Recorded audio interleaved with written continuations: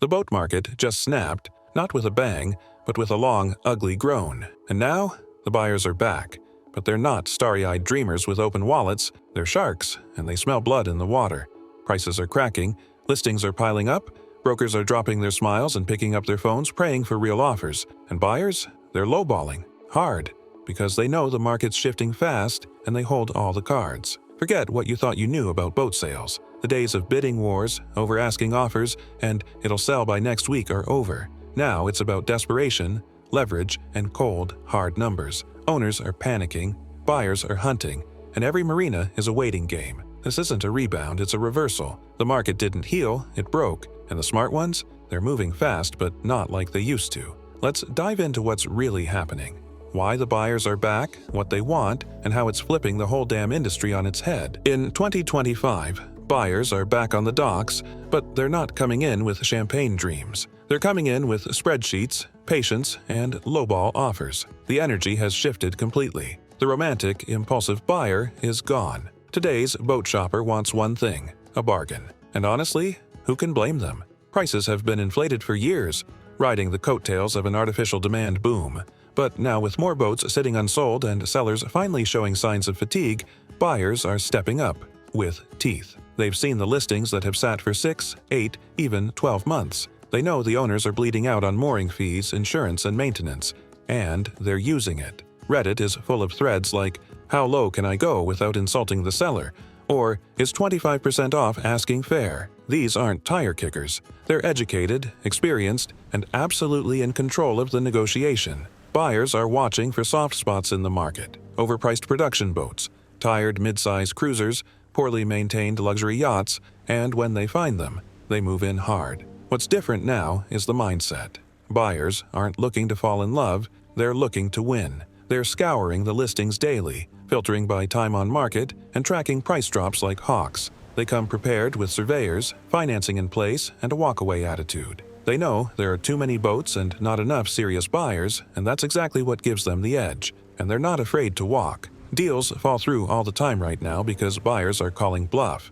If a seller won't move on price, there's always another boat around the corner, often listed lower, often in better shape, and often with a seller more willing to talk. This doesn't mean they're buying junk. Far from it. They want value. Boats that are ready to go, not half-finished projects or marina ornaments. The 2025 buyer wants a clean, well-equipped boat, priced like the seller knows what year it is. They'll pay a fair number, but fair isn't what it used to be. And it's global. From the Med to Maine, buyers are moving alike, slow, deliberate, and sharp-eyed. They're not here to save the market. They're here to take advantage of it. And they're doing exactly that. This is the age of the value hunter. If you're selling and you're not ready to negotiate, prepare to wait, because buyers want bargains, and they're not playing nice anymore. The shift started quietly, a few subtle price drops here and there, but now it's loud and obvious. Sellers are slashing prices, and it's only accelerating. The used boat listings in 2025 look like a clearance aisle. Boats that were listed last year at ambitious dream prices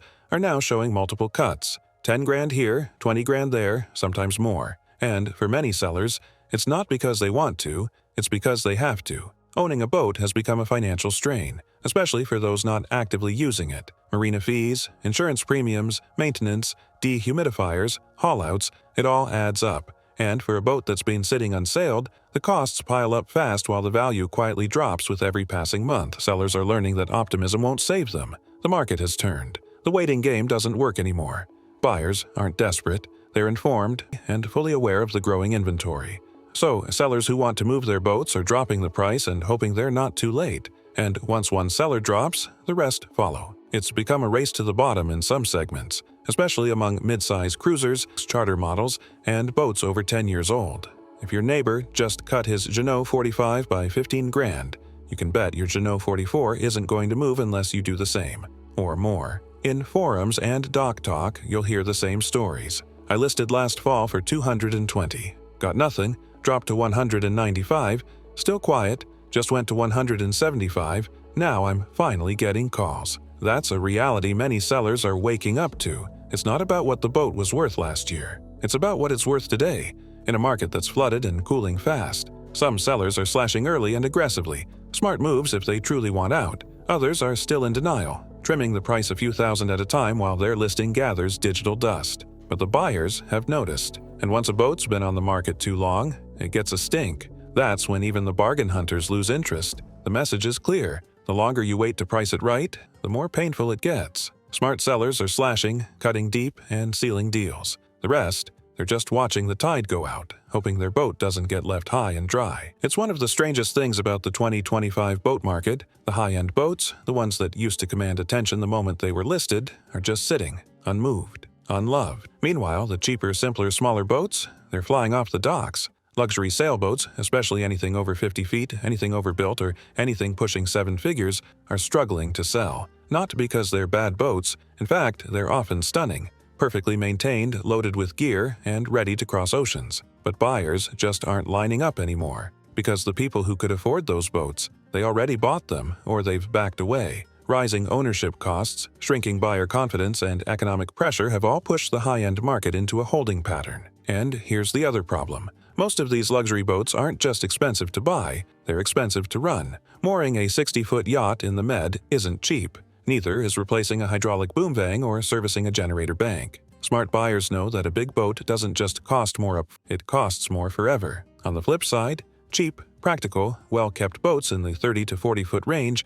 especially older but proven models, are getting snapped up fast. They're affordable, simple to maintain, and perfect for couples or solo sailors who want to cruise without sinking their budget. If it's a clean boat, well outfitted, and reasonably priced under $100,000, it won't last long. Reddit threads are full of comments like, "Every nice boat under $50K is gone in days," and "I can't find anything decent that's not already pending." Buyers at this level are decisive, and they know that boats in their price range still offer freedom without financial ruin. It's a strange split: top-tier inventory that just won't move, and bottom-tier boats that are vanishing faster than they can be listed. Mid-market buyers are cautious, wealthy buyers are absent, but budget-conscious sailors, they're back, and they're making moves. If you're selling a high-end yacht in 2025, you're in for a long wait unless you're willing to price aggressively. But if you got a solid cruiser in the sub-dollar $100K range and it's in good shape, you're in the sweet spot, and you might just get multiple offers. Here's the hard truth in 2025.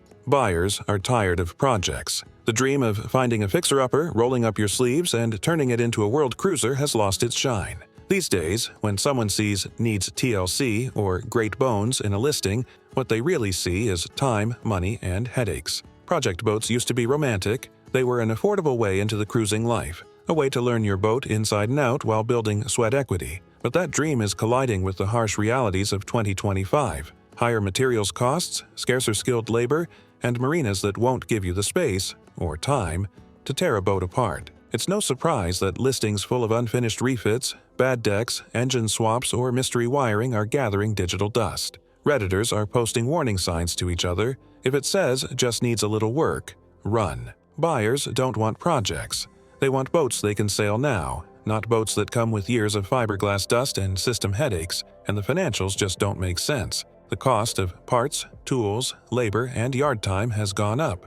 What used to be a fun winter job now adds tens of thousands to the bottom line, sometimes more than the boat is worth when finished. Even skilled DIYers are thinking twice. It's also about energy. People want to sail, not sand. Life's short, and buyers are prioritizing boats that are ready to go, not potential. With the used market cooling, there's more choice than before, and that means fewer people are willing to settle for a floating renovation project. Even the brokers are starting to avoid them. A half-finished boat with a stripped interior or a dead diesel is harder to sell than ever, and when it does sell, it's at a deep discount, often to someone planning to gut it further or part it out. It's a buyer's market, but only for boats that actually work. So, if you're sitting on a project boat thinking now's the time to cash out, think again. Unless you've already done the work and done it right, it might be better to finish it or accept a rock-bottom offer, because in 2025, nobody's looking for a project. They're looking for a boat they can sail this weekend, not in 3 years. There's a quiet shift happening in the boat market, the kind you only notice if you're paying attention to the listings, the chatter at marinas,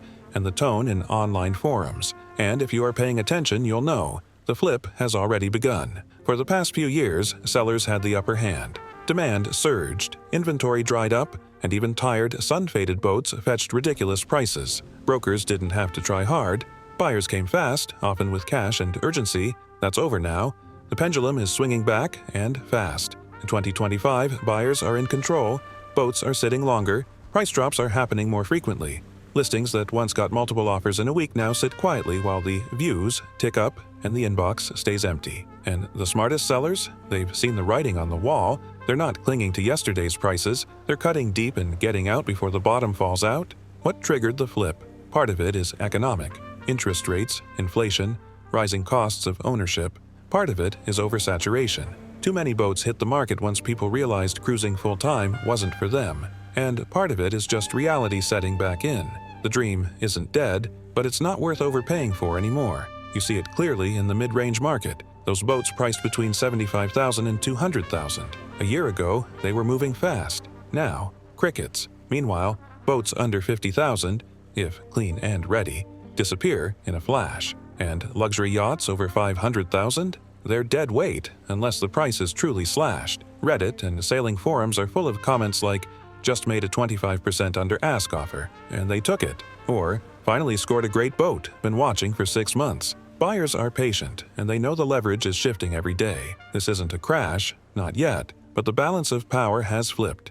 Buyers have time, options, and confidence. Sellers have to adapt or be left behind. The flip has begun, and if you're not ready for it, you'll feel it. In your inbox, in your broker's voice, and in the silence that follows when your boat sits one more week unsold. So, yeah, the boat market isn't just cooling off, it's cracking wide open. The buyers are back, but they're not here to play nice. They're not chasing dreams. They're hunting value. And if a boat's overpriced, under-maintained, or half-finished, it's dead in the water. Luxury listings are sitting.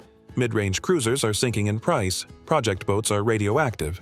And sellers? They're scrambling, either slashing their numbers or watching months pass with no serious bites. It's a brutal reset, and the ones who haven't caught on yet are going to get left behind. But for the smart, patient buyers, this is the storm window you've been waiting for. The flip has begun. The power dynamic has changed. And if you're sharp, realistic, and ready to move, there are deals out there that didn't exist 12 months ago. Watch the listings. Trust your gut. And when the right boat hits the right price, don't hesitate. Because in this market, fortune doesn't just favor the bold, it favors the prepared. Fair wins, and may your next boat be the right boat at a price that finally makes sense.